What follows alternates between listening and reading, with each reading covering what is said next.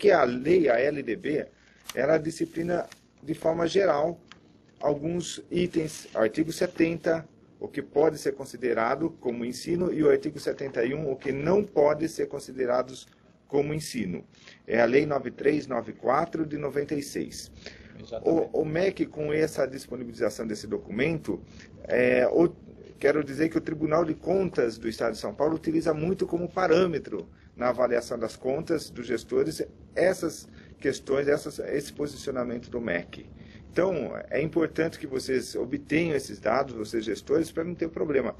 Olhem, a maior parte das contas, voltando a frisar nesse sentido, foram consideradas pareceres, foram tidos como parecer desfavoráveis, já receberam parecer desfavorável por conta da não aplicação no ensino. O gestor até imagina que tenha aplicado quando faz a prestação de contas, mas o problema está na auditoria, quando eles vão começar a avaliar os itens, o que foi considerado e o que não foi considerado. Daí essa importância dessa discussão para todos. E em qualquer ano é a mesma situação. Professor Luiz, agora vamos falar um pouquinho sobre os fundos especiais. Tem vários fundos os municípios. Tem fundo da assistência social, fundo da criança, fundo de educação para o trânsito. Muitos municípios têm os radares e recebem recursos. E aí tem as peculiaridades de aplicação desses recursos, tanto de arrecadação como também de gastos. Comenta sobre esses fundos. Bem, os fundos, eles vêm tomando corpo dentro da peça orçamentária, que daqui a pouco você tem um monte de orçamento dentro do orçamento, que é peça única. Então você tem fundo de saúde, fundo de educação, fundo de trânsito, fundo de assistência social, fundo disso, fundo daquilo. O que acontece, professor? Esses fundos, eles são verdadeiras ferramentas contábeis independentes dentro de um todo, que é a peça orçamentária, que lá na frente significa o quê? Tudo cai na mesma vala. Mas os fundos especiais, eles são criados por leis. Não se cria fundos sem ser por leis. E no corpo da lei, você tipifica todos os gastos que você pode ter com os recursos do fundo e também quais as receitas desse fundo. E você faz um casamento. Olha, se o meu fundo é um fundo de trânsito, recurso proveniente para este fundo, proveniente de multas, essas questões do trânsito, aquelas coisas que são transferidas também, elas são vinculadas a serviço de trânsito local, melhoria para que o trânsito se deslanche, eu conserto um farol, eu posso até tapar um buraco ali para melhorar a passagem do pedestre, ou do motorista, ou do carro, mas são vinculados. Eu não posso jamais pegar recursos de um fundo de saúde e utilizar para ações de um fundo lá do trânsito. Não posso não, professor. Então, o cuidado, as recomendações para as pessoas que têm muitos fundos em suas peças orçamentárias é que seus recursos sejam coerentes e tenham relação com os seus gastos. Então, é o casamento. Esse casamento, se muito bem feito, o fundo funciona perfeitamente. É uma peça que precisa de uma contabilidade, e essa contabilidade está respaldada, professor, na Lei 4.320, que é a Lei de Finanças e Contabilidade Pública. O fundo não é nada estranho para o contador de uma prefeitura. É em si algo que eu tipifiquei como uma verba especial, uma destinação especial, e é isso aí. É garantir verbas para determinadas ações. Perfeito. Professor, nesse momento nós vamos fazer um pequeno intervalo de 10 minutos.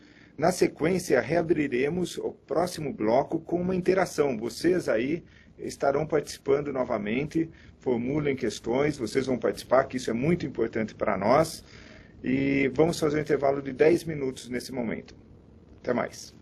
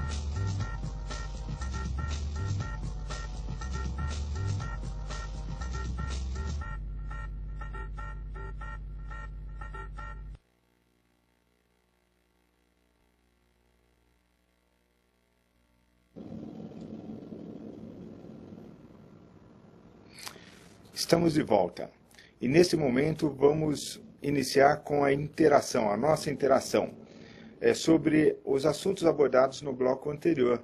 Então vamos começar com, já temos inscrições, chegou a informação para nós que Santos está para fazer a primeira interação. Então vamos diretamente até Santos nesse momento.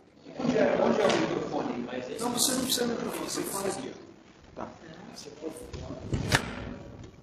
Bom dia a todos. Bom dia. A pergunta é relacionada à despesa com o pessoal. Gastos com terceirizados é um problema que nós temos no município, até não me apresentei, Antônio, Guarujá. Obrigado até pelos dados do Guarujá, estão me ajudando muito. Okay. Eu trabalho no jurídico e despesas com terceirizados. É uma discussão muito grande no nosso município, eu faço parte do jurídico, tenho um colega da contabilidade também, e contratação de serviço de limpeza, às vezes o município contrata uma atividade que ele tem no seu corpo de servidores, pessoas para fazer. Por exemplo, merenda. Nosso município hoje tem merendeiras terceirizadas e merendeiras que pertencem ao quadro. Cargos que tendem à vacância, ou tendem à extinção. Tá? Como é que eu enquadro isso? Essas despesas terceirizadas, eu posso dizer que elas compõem gastos com o pessoal? Professor. Bem, a sua pergunta ela é bastante interessante, porque existem alguns entendimentos, e eu vou procurar colocar alguns entendimentos e te dar um norte, para que você possa entender e as pessoas passem a contabilizá-las de forma correta. Vamos pensar assim, quando você contrata terceiros e você está contratando serviços e não pessoas, que o objeto desse contrato é uma nota fiscal, em que a nota fiscal vem como serviços, então é serviço de terceiros. Você não está enxergando pessoas, né? Agora, quando você contrata pessoas, né, e o objeto contratual é para que essas pessoas, né, elas se encaixem nesse objeto que você disse que a tendência é que esses cargos efetivos sejam vagos e a terceirização se dê na sua plenitude, se for direcionado de que esses dispêndios sejam para esse pessoal, então você considera como gasto com o pessoal, sim. Isso vai muito daquilo que é acordado contratualmente. Se eu contrato uma pessoa jurídica e não tenho sobre estes funcionários nenhum poder de comando, estipular horário que entra, que sai, então isso é terceiro. Ao contrário, não, é pessoal. Eu considero dentro daquele limite de gasto com pessoal e classifico e contabilizo como pessoal. Professor, apenas para ilustrar, essa preocupação realmente é importante, nós nos preocuparmos com isso. Por coincidência, hoje mesmo, eu vendo o jornal de Sorocaba, consta que o Ministério Público atuou e de forma que exigiu que o município, ou fez um acordo com o município por meio de um termo de ajuste de conduta para diminuir as terceirizações, pois caracterizavam-se subordinação e não mais temporário, como em alguns casos, mesmo na saúde, na educação, porque estava de forma permanente essas contratações. Então, foi dado um prazo para a realização dos concursos, porque a terceirização de mão de obra, para alguns casos excepcionais apenas, e que não caracterize uma forma permanente de subordinação, que faz com que aí sim tenha exigência de concurso público para ingresso.